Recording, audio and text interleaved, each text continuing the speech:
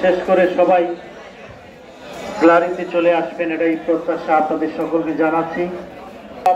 আন্তঃ উপজেলা ফুটবল টুর্নামেন্টের আজকের এই মিলন মেলা শুরু হতে যাচ্ছে এবং একটা রিকোয়েস্ট থাকবে আপনাদের কাছে, প্রত্যেক দলের ডেটেনের ভিতরে ম্যানেজার, কোচ, প্লেয়ার, অতিরিক্ত রিজার্ভ বেঞ্চের খেলোয়াড় তারাই বসতে পারবেন, ওটাও পারমিশন আছে। আর যারা অতিরিক্ত দর্শক আছেন সবাই গ্যালারিতে চলে আসার জন্য আমরা সবিনয় অনুরোধ জানাচ্ছি।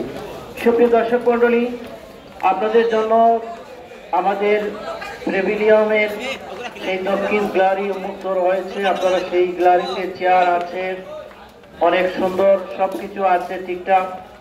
যদি আপনারা গ্যালারিতে চলে আসেন তাহলে আমরা বেশ আনন্দিত মনে করব।